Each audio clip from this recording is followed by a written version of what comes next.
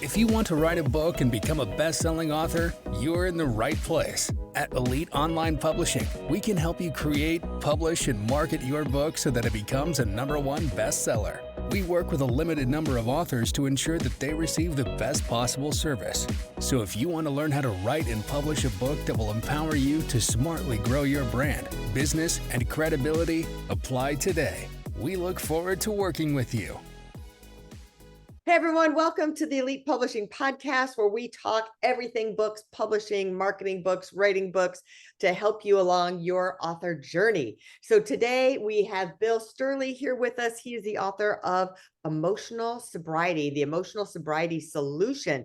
What a great book. We've had him on our Elite Expert Insider podcast. If you want to know more about emotional intelligence, he talks about that there. But here we're going to talk about book publishing and how he came about writing his book. Bill, thanks for joining us today. Oh, delighted to be here to talk about this book. Absolutely happy to talk about the publishing experience. Well, tell us a little bit about when you first knew you wanted to write a book. And why? Ooh, great question. The what and the why. So one of the biggest challenges that I felt is I needed to cultivate my why big enough so that I could say, I've got to be able to contribute something that was valuable from all the years of wisdom, knowledge, and experience that I've collected.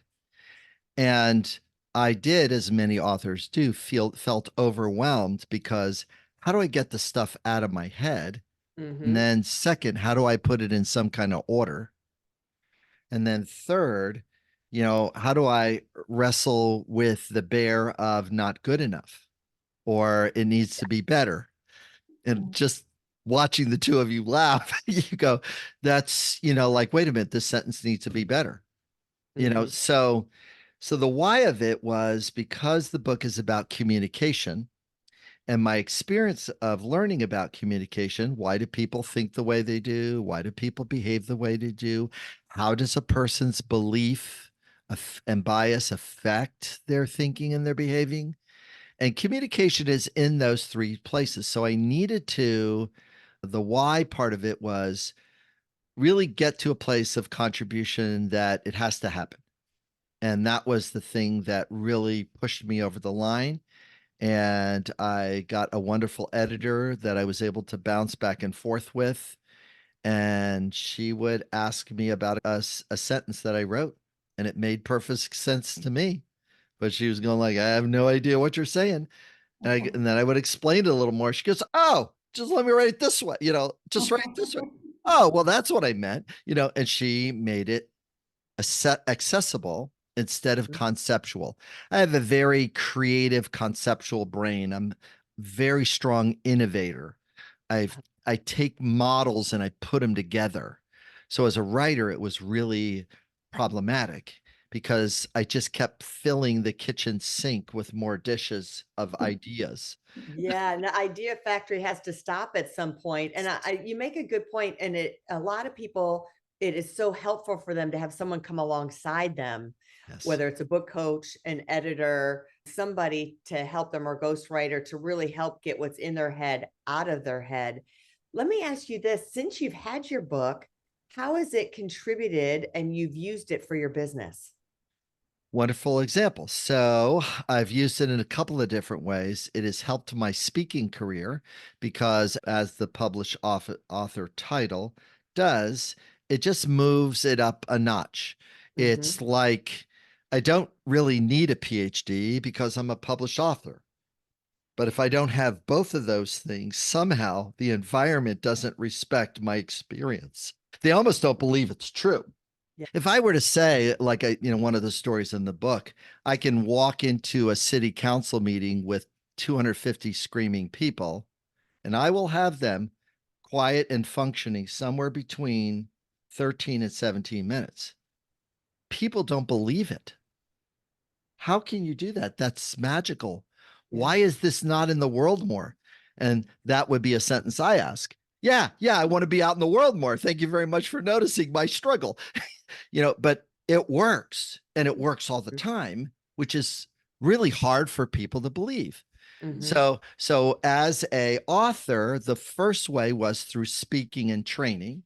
Mhm. And the second thing that I received a lot thing is it gave me the baseline that here is the foundational information that people can start using. And then I could do more advanced skills in my second book and more advanced skills in my third book along the way. Mhm. Now, those are going to be different bears. They have still the foundation of my first book to stand on. But again, it's getting the not wisdom, knowledge, and experience out of my head and onto a page. Mhm. So it's been a great experience. So tell us a little bit about your publishing experience now. So did you choose traditional self-publishing or hybrid? Or Yeah, I kept going back and forth with this, and I think it even stalled my writing a little bit. It actually got in the way of it. And then, finally, a colleague of mine says, and she had written her own book, and she says, just knock the first one off in the self-publishing space, and then it'll build some more trust and reassurance to publishers that you can actually finish a book and that you actually could get something done. And Mhm. actually what you wrote is actually readable. Mhm. And I go, well, that's not a bad, high bar, low bar. I don't have to, have a series of disappointments. And then many publishers, and this scared me a little bit, the publisher says, well, they're going to want to change your title. Well, they're going to want to guide your content. I'm going like, I can't get this ideas to cooperate with my own head, let alone trying to work with somebody else's head about what ideas that you're going to work or throw out. Students are like, okay, all right, let me get my blinders up and say, okay, I'm just going to take this given set of 10 ideas and Mhm. gently make them into 10 chapters. The power of observation, feelings as indicators, needs as motivation, requests as action steps. Nice four chapters. And then as I went down that road, here's how to apply it. Here's what gets in the way. Here's the difference between a monster person and a nice dead person. Here's the difference between the 4 horsemen of a relationship apocalypse and blame and shame. So then I had enough of a foundation that I could say, okay, well, maybe it's not 10 chapters, it's 15. And that's what the book finally grew into, Mhm. because I wanted to include examples and practice activities in the book along the way, small things that people could do. Did you publish the book yourself, or I did you did. have someone help you? So you uploaded it, formatted it? I had someone help me with the publishing part of it, uploading it onto Amazon, and also had somebody turn the dials to get to the bestseller mark and do the things, because she had done it with her book. And that's a Mhm. part of her contribution to certain art people that she knows. Yeah. And we just try to do that. Now I drove her nuts. There's no doubt. Every time I tried to get to a start date, sorry, got to move the start date back. Sorry, got to move the start date back. Yeah, I know it's a year later, but we got to move the start date back. Yeah, it's not quite You're done. one of It's like, those guys. it- I think cra- a lot of people get in their head and think I'm not good enough, I'm not ready yet. And so they wait to publish their book. But if you just take the action steps now, what's the result of your book, right? Now your book is out there, that's and now that's you're right. getting reviews, you're getting sales, you're getting on speaking stages, you're getting on podcasts like today. Yeah, So right. people are noticing you, right? You're getting That's right. I get to have the opportunity to get the word out. And the mental shift from sprint to marathon, the mental shift, it's got to be a marathon, and marathons scare people. And Mhm. the marathon has got to be, oh, you tie your sneakers, you put your clothes on, you walk out the door, and you start to run. You do one step over the next. I use that analogy all the time. I Oh, always good. people say, well, what's the ROI on my book? Like, how soon am I going to get my money? Am I going to get it like the first day I launch my book? And I tell them it's not a sprint, it's a marathon. Your book you have for decades. You're going to use it to promote your business, your brand, your credibility for decades to come. The content can be used over and over again. So don't think of it that, you're not Oprah Winfrey, that you're going to launch your book and it's going to come out one day and you're going to make all this money. So I think you have the right idea about that. Yeah, I really appreciate that. And I would imagine, I mean, with all the different authors that the two of you have supported and brought and moved through, because we're just meeting basically for the first time and we're just starting our relationship, right? So it's like, how can that support of different people with different expertise to move things forward and say, oh yeah, Bill, great you used that person, great you self-substitute, do you know you missed like this step here and this step here and this step there? I will say, oh, I didn't know that, thanks for letting me know. There was a little bit of shortcut, and oh, by the way, there's a little bit of extra gold over here that I didn't know about, and thank you very much for pointing it out. Yes, I would have liked it 2 years ago, but hey, I'll take it now.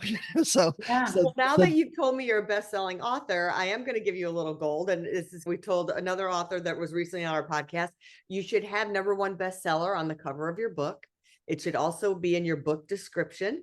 So when people are seeing it and when you're giving a book out, it says that for you. You don't have to go, oh, and by the way, I was a best-selling author. It says it right on the cover. If someone's finding you on Amazon, it says it on the cover and the book description. And you can do a sticker, or you can just do words under your name, #1 international or #1 national bestseller, depending on how the aesthetic looks on the cover. And another thing I think that would really help you in positioning, because you are a speaker, is to do book awards. So if you become an award-winning #1 best-selling author, it's another credibility to your title, especially in the business that you're in. Right. We do that for our authors, where we search out all the different award categories and find out which ones and do the submissions for them. But I think that would be really helpful, especially for your type of book and your business, to think about that. Boy, that would be very helpful. The book awards piece, I can really see that, either the sticker or changing the cover and adding that piece to the cover piece, Amazon bestseller in, 10 categories or whatever we attained when we first launched it. Yeah. A launch was pretty good. I mean, it went out in over 3 days. We had about 500 to 600 copies per day. So we got a pretty good numbers. And then that lasted about a week or so. And then as the algorithm starts shifting around and things like that, the exposure then. So, but. And I would say another thing that would be great for you, like another launch, like for momentum and connecting with your audience, would be to do an audiobook. Because a lot of your audience, again, us ADD that need emotional intelligence, we want to listen instead of read. So I think that would be an investment wise of your time and resources would be, I would say, #1, make sure you have your title on that. That costs you $0 because you did it yourself. And you self-publish, you can just update it. I just updated and I'm good. Yeah. And then the other, I think #2 would be the book awards, from the time you submit, and we did it for authors. Usually takes like 60 days or so, Jen, for that, depending on which one, depending on when they're going. And then the third thing would really be the audiobook, to get that recorded. And now there's even AI voices that it can happen soon. So there's 3 different ways to do your audiobook, because you can hire a narrator, a boy or a girl, right? Whatever voice you want. You can record it yourself, which takes time away from your business. Or AI can learn your voice and record it for you and sound like you, but it's AI.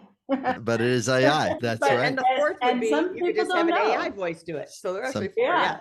You just so those are some of my tips. But Dan Sullivan's latest book, he read it himself. AI read it for himself as Dan Sullivan. And it sounds really close. I mean, you can barely tell. People who don't know, but if you were listening to it and you didn't know, you can tell. Go listen to the sample on Amazon and see what you think. Okay. All right. I will. Well, everybody go buy Bill Stierle's book. the Emotional Sobriety Solution. I hope you got some tips here about publishing and what his book has done for him and his journey.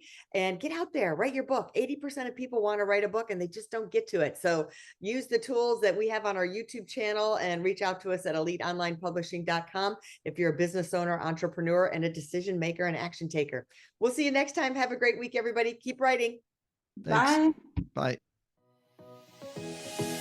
If you want to write a book and become a best-selling author, you're in the right place. At Elite Online Publishing, we can help you create, publish, and market your book so that it becomes a #1 bestseller.